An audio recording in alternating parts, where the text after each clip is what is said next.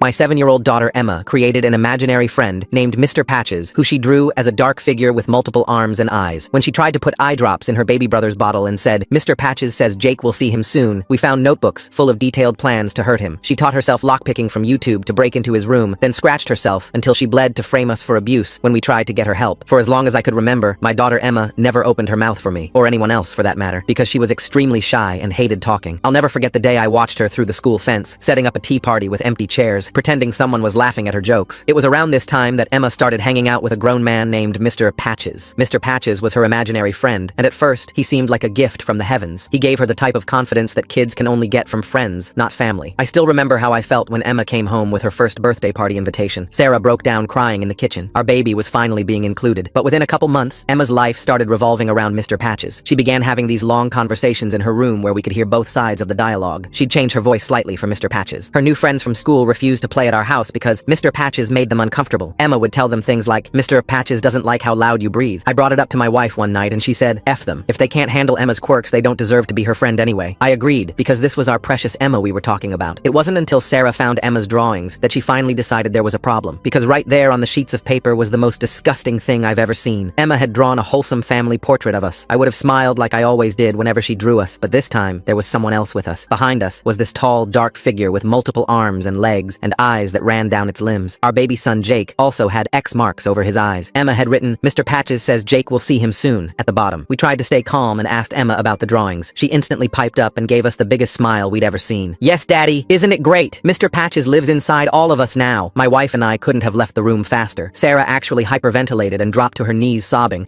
asking me what was wrong with our child. I didn't even know how to answer that question. Sarah and I felt helpless, and in the time we decided what to do with our baby, things took a turn I never expected. It began when our motion sensors started going off at 3 a.m. every morning. When I checked the security footage, I saw Emma walking through the house, opening windows and unlocking doors. She'd stand there and smile creepily while gesturing for something or someone to come in. She waited a couple seconds and then closed the door and hugged thin air. I was so scared of who she was becoming, I didn't even know how to talk to her about it, so I just didn't. Until later that day, when Emma tried to unalive our newborn baby. It was feeding time, and Sarah looked away for 1 second. That was all it took for Emma to sneak in some eye drops into his sippy cup. She hid the drops behind her back and smiled innocently as she said it was just water. Sarah got scared and threw the cup into the sink. She opened her mouth to scold Emma, but she hit her to it. "You're ruining everything, I fucking hate you," she screamed so loudly, I thought the windows were going to shatter. Sarah instantly trembled. I'd never seen her look at Emma with fear before. It was then that I realized we had let things go too far. I told Emma she needed to apologize to her mom and that she couldn't continue being like this. What she was doing was causing us harm. I braced myself for her to burst into tears, or even just to go nonverbal, but no. Instead, she lunged at Sarah and scratched her face until red was showing. "You're just jealous because he loves me more than you." As soon as I got her off, she ran to her room and barricaded the door with her dresser. From the outside, I could hear her repeating, "I'm sorry, I love you. I'm sorry, I love you," over and over. At that point, Emma was the least of my worries. I took Sarah to urgent care and got her patched up. She kept asking me to help our daughter, that she wasn't being herself. I told her we would handle it as soon as we made sure she was okay. I wish I had known that it was the last time I'd ever see my daughter again. The girl I saw the next day wasn't Emma, or not really anyway. I was fast asleep at 2 a.m. when I heard static on the baby monitor. My heart was pounding as I ran to Jake's room at full speed, wondering what Emma had done to him now. From the hallway, I could spot a large shadow emerging by his crib. What I saw next made my insides twist. Emma was standing over his crib with scissors in her hands. Her eyes were completely unfocused, like she was sleepwalking. "Mr. Patches says if we fix his eyes, he can always see him," she said. I tried to grab the scissors, but she fought harder than I'd ever seen her fight. She kept crying, "Mr. Patches says this is the only way he'll forgive me. He says Jake needs to see him." I could hear the sirens outside. Emma kept cackling and repeating, "He's touching your shoulder right now, Daddy. Can't you feel his fingers?" The scissors clattered to the floor as I finally wrenched them from Emma's grip. She thrashed against me, her small body surprisingly strong, fingernails clawing at my arms. Sarah burst through the doorway, her face still bandaged from earlier, and Emma's demeanor shifted instantly. Her wild eyes softened, tears streaming down her cheeks as she collapsed against me, sobbing, "Daddy's hurting me. He's hurting me," Emma wailed, her voice carrying through the open windows she'd unlocked earlier. The sirens grew louder, and I realized with growing dread what this looked like. My daughter, screaming accusations while I held her arms pinned. The police officers entered Jake's nursery with hands on their holsters, taking in the scene, the scissors on the floor, Emma's tears, my defensive posture. One officer gently separated us, while his partner checked on Jake, who was miraculously still sleeping in his crib. She had scissors, I started to explain, but Emma interrupted with another sob. "He grabbed me so hard," she whimpered to the female officer, who knelt beside her. "I was just checking on my baby brother." The EMTs arrived moments later, examining Emma's arms where faint red marks had appeared from my grip. They checked her vitals while she performed perfectly, a scared little girl who'd been manhandled by her father. Sarah tried to interject, to explain about Mr. Patches and the drawings, but the officers were focused on Emma's immediate distress. At the hospital, they separated us. A social worker with kind eyes and a clipboard asked me questions in a small consultation room, while Sarah waited with Jake in another area. Through the window, I watched Emma charm the nursing staff. Her earlier hysteria completely vanished. She drew pictures for them, shared stories about school, acted like any normal 7-year-old. "Your daughter says you've been hurting her," the social worker said carefully. "She's been very consistent in her statements to multiple staff members." My stomach dropped. Emma had prepared for this. Every detail she'd shared was calculated, believable. She told them I got angry when she talked to Mr. Patches, that I grabbed her when she tried to play with Jake, that mommy was too scared to stop me. The psychiatric evaluation team observed Emma for hours. She never mentioned Mr. Patches once during their assessment. When they finally allowed Sarah and me to see her, she ran to us with open arms, the perfect daughter reunion. But when the staff turned away, she whispered something that chilled me. "Mr. Patches says you're learning." They placed her on a 72-hour psychiatric hold after I insisted on Jake's safety, showing them photos of the drawings on my phone. The psychiatrist seemed more concerned about my fixation on the imaginary friend than Emma's behavior, but protocol demanded they err on the side of caution when a sibling's safety was in question. We returned home at 4 a.m., exhausted and shaken. Sarah went to check on Jake while I collapsed on the couch, trying to process what had happened. That's when I noticed Emma's bedroom door was ajar. We'd closed it before leaving. Inside, tucked behind her bookshelf, I found a notebook we'd never seen before. My hands shook as I flipped through pages and pages of drawings, all dated meticulously in Emma's careful handwriting. The earliest ones went back 6 months, long before she'd first mentioned Mr. Patches to us. The progression was horrifying. Simple stick figures at first, then increasingly detailed depictions of violence toward Jake. Not random, childish scribbles, but methodical planning. Drawings of his crib from different angles, of his daily routine, of ways to reach him when we weren't looking. Sarah found me there, surrounded by evidence of our daughter's long deception. She broke down completely when she saw a drawing dated 3 weeks ago. Jake's crib marked with X's over where his eyes would be, just like the drawing that had finally prompted us to act. "She's been planning this," Sarah whispered. "All this time, she's been planning." The doorbell rang at 8 a.m. A CPS worker stood on our porch with a badge and a mandate to perform a routine follow-up from the hospital report. We scrambled to hide the notebook, shoving it into our bedroom closet while the worker examined our home. She noted Sarah's scratched face with careful neutrality, took photos of Emma's room, checked our food supplies and safety measures. We smiled and nodded, playing the role of concerned but stable parents while our minds raced. How could we explain what our 7-year-old was capable of? Who would believe that a child could orchestrate such calculated manipulation? The psychiatric facility called just as the CPS worker was leaving. Mr. Patches went from tea party guest to nightmare roommate faster than you can say imaginary friend intervention, though I'm pretty sure Emma's version of hide and seek involves way too much plotting and not enough seeking professional help. Emma was refusing medication, they said. She kept insisting she needed to come home to protect Jake from Mr. Patches. The irony wasn't lost on us. She was using our own fears against us, making herself seem like the protective sister. On the second day of her hold, they finally allowed us to visit. Emma seemed completely normal at first, coloring quietly in the common room. She showed us her artwork, happy families and rainbow houses. Then, as a nurse passed by, she looked up at us with those innocent eyes. "Mr. Patches is very angry with you," she said conversationally. "He says you broke the rules." That evening, Sarah discovered her anxiety medication was missing. We tore apart the medicine cabinet, checked every drawer, before Sarah thought to look in Emma's room. There, tucked inside a stuffed animal, was the bottle, half empty. Emma had been taking Sarah's medication. We couldn't fathom why until the horrible possibility struck us. She'd been experimenting, learning what the pills did, maybe even using them on herself to appear more docile during evaluations. The hospital psychiatrist dismissed our concerns with professional detachment. "Imaginary friends are completely normal for children her age," he assured us. "What Emma needs is stability and family therapy. This hospitalization is likely more traumatic than beneficial." I broke down at work the next day. My boss found me in the break room, head in my hands, unable to explain why I couldn't focus on spreadsheets when my daughter was planning to hurt my son. He granted me emergency leave without questions, though I could see the concern in his eyes. Then the daycare called. Emma's former friend, a little girl named Lily, had been having nightmares and crying fits. During a breakdown, she'd told her teacher about the things Emma whispered during playtime. The daycare couldn't provide details, but suggested we might want to speak with Lily's mother. We found her in the parking lot after pickup, looking as exhausted as we felt. When we explained our situation, her face went pale. "Lily won't sleep alone anymore," she admitted. "She says Emma told her things, detailed things, about how to hurt babies, about how to make it look like an accident." The revelation opened a floodgate. 3 other families quietly admitted their children had stopped coming over after Emma's games became disturbing. They'd been too embarrassed to say anything, assuming it was just a phase. One mother broke down crying, describing how Emma had explained to her 4-year-old the exact pressure points that would stop a baby's breathing. Father discovered another notebook that evening, hidden in the garage. This one contained what Emma called Mr. Patches' instructions, detailed plans written in her neat handwriting, page after page of manipulation tactics, how to cry on command, what words made adults feel guilty, how to act normal when doctors were watching. Sarah's sister finally admitted something she'd been hiding. 2 months ago, she'd caught Emma trying to show her 3-year-old how to play sleeping with a pillow. She'd intervened immediately, but hadn't wanted to upset us by mentioning it. She thought Emma was just being a weird kid. We compiled everything into a binder, drawings, testimonies, evidence of Emma's calculated behavior. But as we looked at it all laid out, we realized the horrible truth. Who would believe us? What professional would look at this and see anything other than desperate parents trying to villainize their child? The 7-day hold was ending. In the discharge meeting, Emma performed flawlessly. She apologized for scaring us. She promised to be a good big sister. She even cried at the right moments, talking about how much she missed Jake. The psychiatrist recommended outpatient therapy and sent us home with pamphlets about positive parenting. The car ride home was silent until until Emma spoke from the back seat, her voice bright and cheerful. "Mr. Patches missed you too," she said, smiling at us in the rearview mirror. "He says we can all be together again now." The moment we pulled into our driveway, Emma unbuckled herself and skipped toward the front door, humming a tune I didn't recognize. Sarah's hands trembled as she lifted Jake from his car seat, holding him closer than necessary. I watched Emma wait patiently by the door, her small frame silhouetted against the afternoon sun, looking every bit the innocent child the psychiatrist believed her to be. Inside, Emma made a beeline for Jake's nursery. I intercepted her in the hallway, my body blocking the doorway. She tilted her head, studying me with those calculating eyes that no longer held any trace of childhood innocence. She explained that she just wanted to apologize to her baby brother, to show him she was better now. Her performance was flawless, the slight quiver in her voice, the way her fingers twisted together nervously. If I hadn't seen the notebooks, hadn't heard the testimonies from other parents, I might have believed her. Sarah took Jake to our bedroom while I supervised Emma's return to her room. She moved through the house like she was mapping it, her eyes lingering on windows, doorknobs, the baby monitor on the counter. When she finally entered her room, she sat on her bed and began arranging her stuffed animals in a semicircle, whispering to each one in turn. That first night home, Sarah and I barely slept. We'd moved Jake's crib into our room, but every creak of the house, every whisper of wind against the windows, made us bolt upright. At 3 a.m., we heard Emma's door open. I found her standing in the hallway, staring at our bedroom door. When I asked what she needed, she simply turned and walked back to her room without a word. The next morning, I installed interior locks on Jake's nursery door, the kind that locked from the outside. Emma watched from her doorway as I worked, her expression unreadable. Sarah kept Jake in the baby carrier strapped to her chest, refusing to set him down even to make breakfast. We established new routines. One of us was always awake, always watching. We baby-proofed beyond reason. Locks on every cabinet, every drawer, even the toilet lids. Emma observed our preparations with the patience of a chess player studying the board. 3 nights later, I woke to a scraping sound. Emma was kneeling outside Jake's locked nursery, working a bobby pin into the lock mechanism. The moonlight caught her face in profile, focused, determined, completely absorbed in her task. When I cleared my throat, she didn't startle. She simply stood, dropped the bobby pin, and walked back to her room. I found the YouTube videos on our tablet the next morning, lockpicking tutorials she'd watched while we thought she was doing educational games. Her search history revealed hours of research into home security systems, child safety locks, even infant sleep patterns. 7 years old, and she was studying us like we were specimens in a lab. Sarah suggested we sleep in shifts. I took the night watch while she handled days. We moved through our home like guards in a prison, except we weren't keeping someone in. We were keeping our daughter away from our son. The house felt smaller each day, the walls pressing in as we navigated the careful dance of keeping Jake safe without triggering another incident that might bring CPS back. Emma adapted to every security measure with disturbing efficiency. When we locked the kitchen knives in a drawer, she fashioned sharp implements from broken toys. When we removed anything potentially dangerous from her room, she began collecting items during her supervised time in common areas. Paper clips bent into hooks, rubber bands twisted into restraints, pencils sharpened to points. The drawings continued, but now she left them where we'd find them. In Jake's crib, during the 30 seconds Sarah took to use the bathroom, tucked into my work bag, slipped under our bedroom door while we slept. Each one more detailed than the last, showing Jake in increasingly disturbing scenarios, always with Mr. Patches looming nearby. We called the outpatient psychiatrist our insurance had approved. Dr. Martinez listened to our concerns with professional patience, then suggested we redirect Emma's creativity toward positive outlets, art therapy, music, dance. When we tried to explain the calculating nature of her behavior, he gently reminded us that children often act out when they feel replaced by a new sibling. Sarah quit her job after the second week. We couldn't afford daycare for Jake anyway, not with the psychiatric bills piling up. She spent her days following Emma from room to room while I worked, trying to maintain normalcy while preventing catastrophe. The exhaustion showed in the dark circles under her eyes, the way her hands shook when she thought I wasn't looking. Emma's campaign of psychological warfare escalated subtly. She would stand outside our bedroom door at night, whispering conversations with Mr. Patches just loud enough for us to hear. She began telling elaborate stories to anyone who would listen. The mailman, the grocery clerk, the neighbor walking his dog, stories about how hungry she was because mommy forgot to feed her, how daddy locked her in her room, how her parents loved Jake more. The neighbors started avoiding us. I caught concerned glances when I retrieved the mail, heard conversations stop when I walked past. Emma had successfully begun isolating us from potential support systems, and she knew it. The smile she gave me when Mrs. Henderson hurried inside rather than wave hello was chilling in its satisfaction. Sarah's mother visited on a Saturday afternoon, ostensibly to help with the children. Within an hour, Emma had climbed onto her grandmother's lap and asked, with perfect innocent curiosity, how long babies could hold their breath underwater. She wanted to teach Jake to swim, she explained. The look of horror on Sarah's mother's face when she relayed this conversation was matched only by Emma's serene smile as she colored in her book nearby. Emma's doing lockpicking tutorials on YouTube while other kids watch cartoons. That's definitely not going in the baby book. The dedication to breaking into Jake's room would be impressive if it wasn't completely terrifying. We attempted a family meeting, sitting Emma down for what we hoped would be a breakthrough conversation. We spoke calmly about feelings, about adjusting to being a big sister, about appropriate ways to express frustration. Emma listened with rapt attention, nodding at all the right moments, even shedding a few tears when we talked about how much we loved her. For a brief moment, I felt hope. That hope shattered when I found her that night, standing over Jake's crib with a pillow in her hands. We'd forgotten to lock the door during the emotional family meeting. She dropped the pillow when she saw me, claiming she was just bringing Jake his special pillow because she thought he looked uncomfortable. The lie was delivered with such conviction that for a second, I almost believed her. The extended family baptism scheduled for the following week became a source of intense anxiety. Sarah Sarah's entire family would be there, cousins with babies, elderly relatives who wouldn't understand why we couldn't let Emma hold her brother. We discussed canceling, but that would raise questions we weren't prepared to answer. Emma overheard us planning to leave her with a babysitter during the baptism. The silent treatment that followed lasted 12 hours. She moved through the house like a ghost, present but unreachable, her silence more unnerving than any tantrum could have been. When she finally spoke again, it was to inform us that Mr. Patches was very disappointed in our decision. The babysitter canceled the morning of the baptism. When we called to confirm, she apologized profusely, explaining that Sarah had called earlier to cancel, saying the event had been postponed. But Sarah hadn't made that call. Emma's ability to mimic her mother's voice had reached a new level of sophistication. With no other option, we decided Sarah would stay home with Emma while I took Jake to his pediatrician appointment that couldn't be rescheduled. It was supposed to be routine, just vaccines and a weight check. As I buckled Jake into his car seat, Emma watched from the window, her palm pressed against the glass in what might have been a wave goodbye or a promise. The pediatrician's office was a 20-minute drive. 15 minutes in, my phone buzzed with a text from Sarah. Can't find her anywhere. My hands gripped the steering wheel as I made a U-turn, tires squealing. Jake began crying in the back seat, sensing my panic. I found Sarah in the backyard, calling Emma's name with increasing desperation. We searched every room, every closet, every possible hiding spot. It wasn't until I heard a muffled giggle from beneath the house that I realized she'd found the crawl space access we'd forgotten existed. Emma emerged, covered in dirt and cobwebs, clutching something in her small fist. When she opened her hand, Jake's hospital bracelet from birth fell onto the grass. She'd been collecting trophies, she explained matter-of-factly. Mr. Patches liked to keep special things from special people. The search that followed revealed caches throughout the house. Behind loose baseboards, inside air vents, tucked into the insulation in the attic. Photos of Jake, locks of his hair, his first pacifier. Even the positive pregnancy test Sarah had saved in her memory box. Emma had been building a shrine to her brother, or perhaps to what she planned to do to him. The confrontation that followed was unlike anything we'd experienced. Emma didn't cry or rage. She laughed, a sound too knowing for a 7-year-old. She informed us with calm certainty that we couldn't watch both of them forever, that parents had to sleep, that locks could be picked, and windows could be opened, and babies were so very fragile. I found her second notebook that evening, hidden inside a hollowed-out book in her bookshelf. This one contained detailed floor plans of our house, complete with measurements. Our daily schedules were mapped out in precise detail. When Sarah showered, when I took work calls, when Jake napped, she'd identified every moment of vulnerability in our routine. Sarah's co-worker called the next day, concerned about Sarah's extended absence. As a mandated reporter, she asked careful questions about our family situation. Sarah managed to deflect, claiming she was taking time to bond with the baby, but I could see the suspicion in her colleague's eyes when she stopped by to drop off paperwork. At school pickup,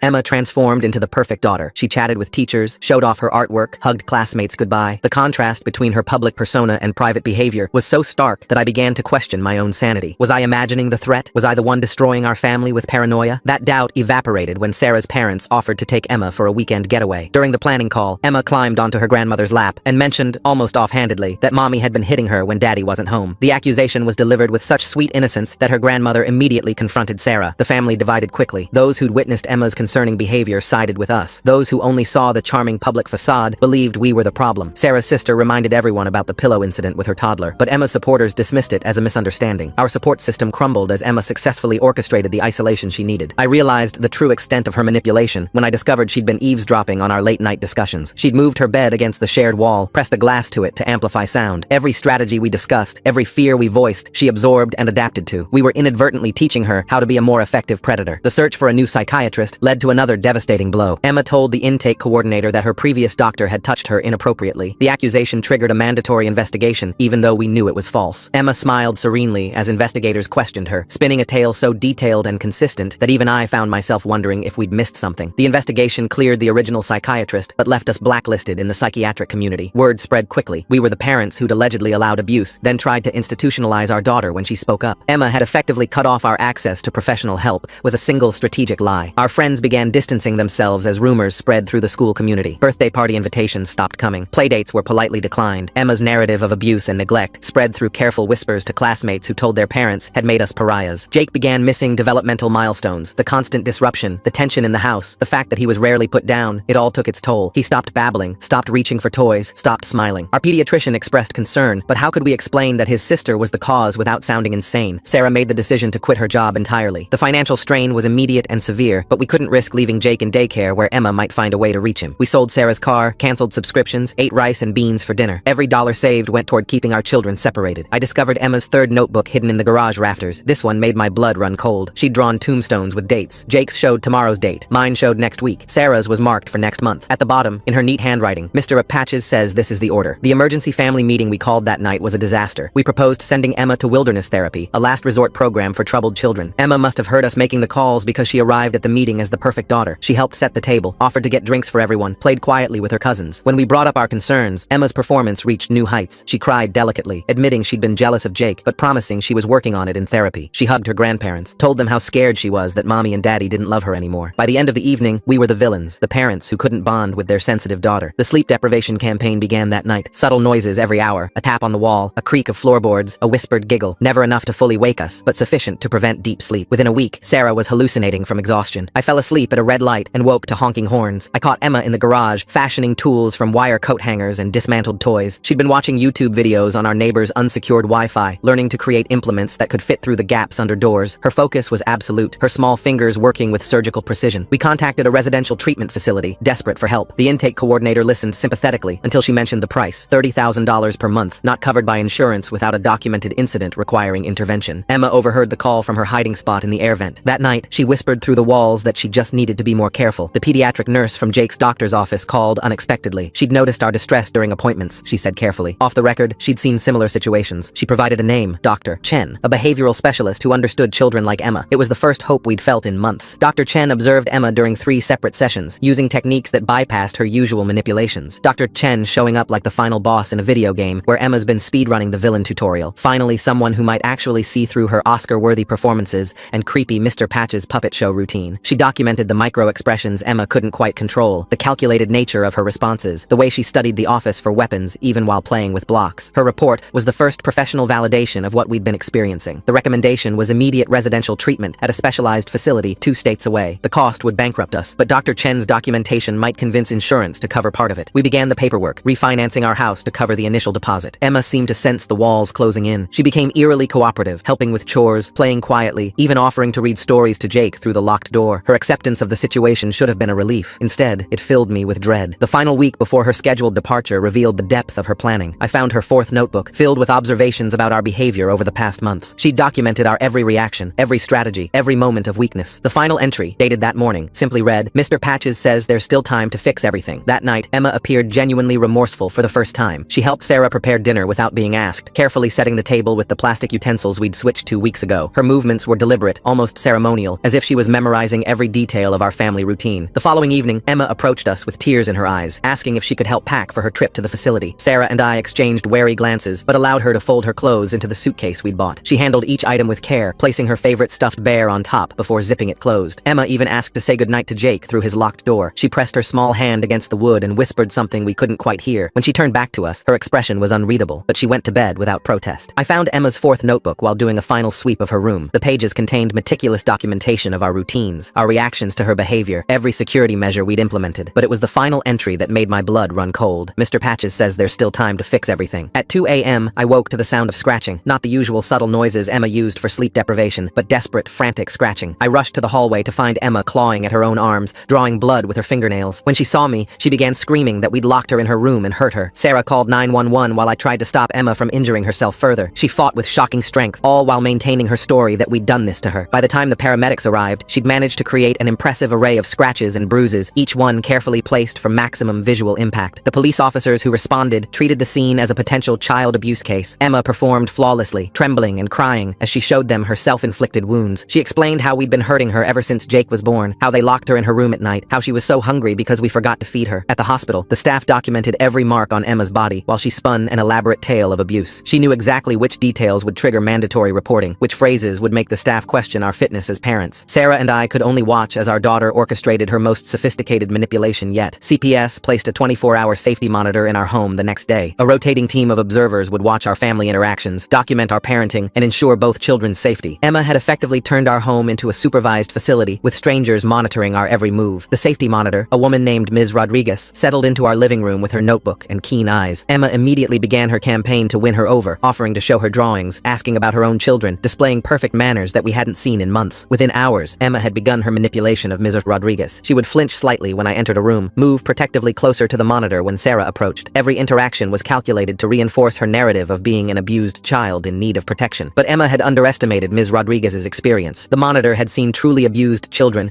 knew the difference between genuine fear and performance. She documented Emma's attempts to manipulate her, noting the calculated nature of each flinch, each tearful glance, each perfectly timed tremor. On the second day, Ms. Rodriguez caught Emma in Jake's room during a shift change. The door we'd religiously kept locked was somehow open, and Emma stood over his crib with a throw pillow in her hands. When confronted, Emma immediately began crying about just wanting to make her brother comfortable. Ms. Rodriguez's report to her supervisor triggered an emergency hearing. The judge would review all evidence and determine whether the children should remain in our home. We had 48 hours to prepare our case while living under constant observation. Emma's behavior escalated as the hearing approached. She began whispering to Ms. Rodriguez about Mr. Patches, how he lived in the walls, how he told her things about hurting babies. The monitor documented every word, recognizing the calculated nature of Emma's revelations, the way she watched for reactions while maintaining her innocent facade. The morning of the hearing, Emma refused to eat breakfast, claiming we'd poisoned her food. When Ms. Rodriguez offered to make her something, Emma ate readily, shooting triumphant glances at us. Every action was designed to reinforce her narrative for the court. At the courthouse, Emma was interviewed via video link from a child-friendly room. Her testimony was chilling in its sophistication. She described abuse that never happened with perfect consistency, adding just enough hesitation to seem genuine. She cried at precisely the right moments, her voice breaking as she described her fear of returning home. The state's attorney presented Emma's testimony as evidence of severe abuse. Our lawyer, a public defender overwhelmed with cases, seemed ready to encourage a plea deal. The safety monitor's reports were dismissed as potentially biased, since we'd had days to influence her. Then, Dr. Chen arrived as our witness. She'd driven through the night to be there, carrying her extensive documentation of Emma's behavior. Her testimony was clinical, precise, and devastating to the state's case. She explained Emma's manipulation patterns, her sophisticated understanding of the system, the calculated nature of her accusations. The judge ordered a recess to review Dr. Chen's reports. During the break, Emma must have sensed the tide turning. When the video link resumed, she began speaking without prompting, her voice different, older somehow. She described in detail what she would do to Jake if they sent her home, how Mr. Patches had taught her patience, how she'd waited this long and could wait longer. The courtroom fell silent as Emma continued her monologue. She threatened Dr. Chen's grandchildren, whose names she'd somehow learned. She explained how she'd researched each court official, knew where they lived, where their children went to school. The mask had finally, completely dropped. The judge ordered immediate psychiatric evaluation by a court-appointed specialist. Within hours, the evaluation confirmed what Dr. Chen had documented. Emma showed signs of severe disturbance requiring intensive treatment. The state's attorney withdrew their abuse allegations, faced with overwhelming evidence of Emma's manipulation. The placement order came through that afternoon. Emma would be transferred to a specialized facility equipped to handle children with her level of disturbance. The same facility Dr. Chen had originally recommended,